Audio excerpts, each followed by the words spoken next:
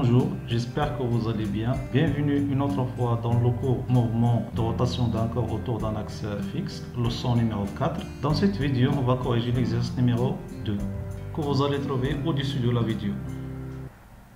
La première question, c'est de déterminer la valeur de l'accélération A du solide S. Pour cela, soit en utilisant la loi de Newton sur le corps S, ça veut dire que la somme des forces égale à M fois Hg. On ne peut pas l'utiliser car on n'a pas les données sur la tension T.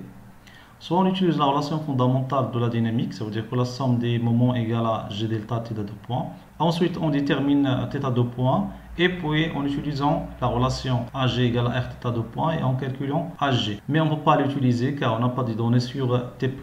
On peut aussi utiliser l'équation horaire de l'accélération angulaire.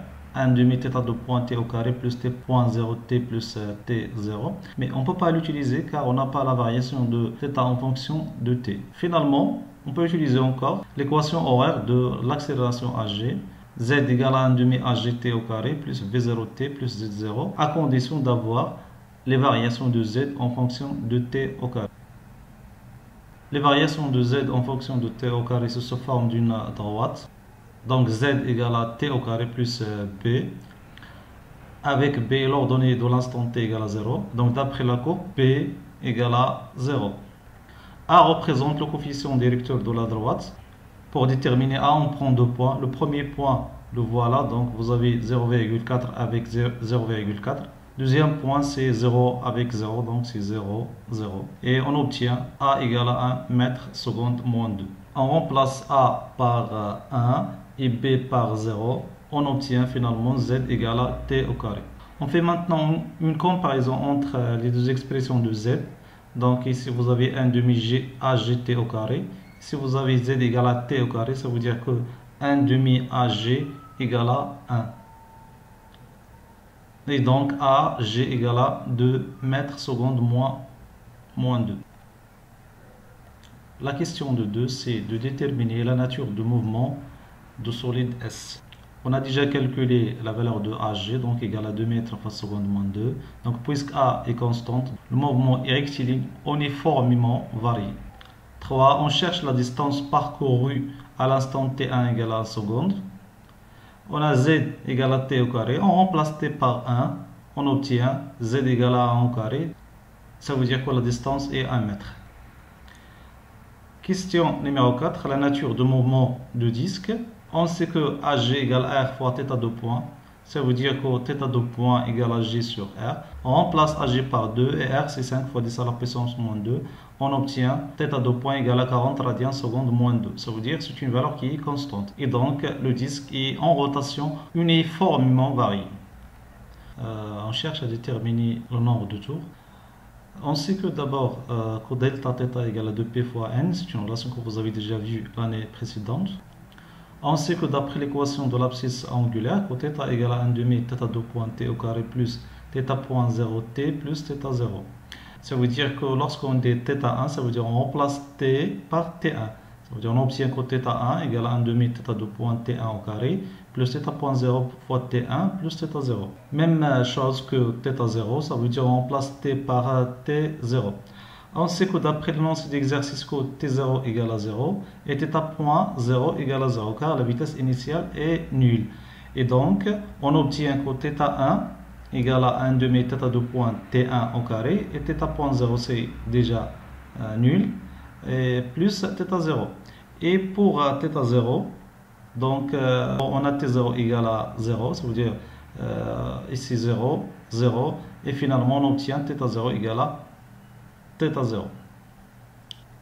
Donc ça veut dire que delta θ égale à θ1 moins θ0. On place θ1 par l'expression 1 demi θ de point t1 au carré plus θ0. Et on remplace θ0 par θ0. Donc θ0 moins θ0 c'est 0.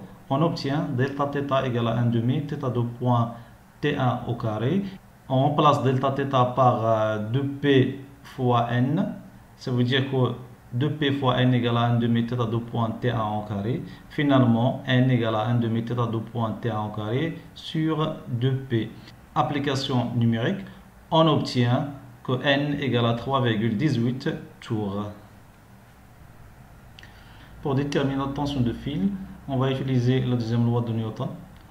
Le système étudié dans ce cas c'est S, bilan des forces. Donc on a seulement P le poids, T tension de fil.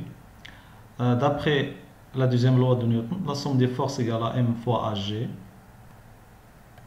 Projection sur l'axe OZ, donc voilà l'axe OZ. Donc P a même sens que Z, ça veut dire on remplace P par P. Et T a un sens opposé au Z, ça veut dire on remplace le vecteur T par moins T. Et on obtient finalement P moins T égale à M fois AG. Ça veut dire que moins T égale à MAG moins P.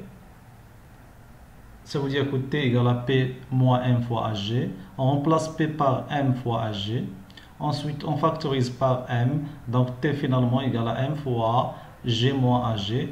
Application numérique, on obtient finalement T égale à 0,4 Newton. Dernière question, on cherche le moment de l'inertie G delta. Pour cela, on va appliquer la relation fondamentale de la dynamique sur le disque. Le système étudié, c'est le disque.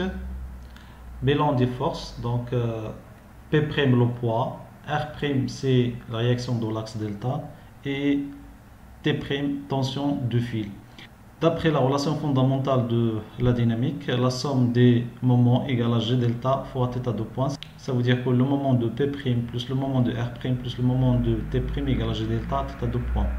Concernant le moment de P' égale à 0, on a dit car P passe par l'axe de rotation.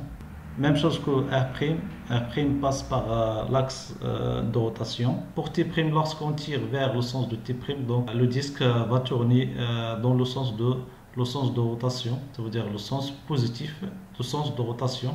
Et donc on a plus T', et la distance entre T' et l'axe de rotation c'est R. Donc finalement T' fois R égale à G delta θ de points. Ça veut dire que G delta égale à T' fois R sur θ de points. Puisque le fil est inextensible et de masse négligeable, ça veut dire que T égale à T'. Et donc on remplace T par T' dans l'expression de G delta. Et on obtient G delta égale à T fois R sur θ de points. Application numérique, donc T c'est 0,4, R c'est 5 cm, 5 fois 10 à la puissance moins 2, θ de point c'est 40, et on obtient G delta égale à 5 fois 10 à la puissance moins 4 kg mètre au carré. Merci pour votre attention. Abonne-toi et partagez sur les réseaux sociaux. À bientôt.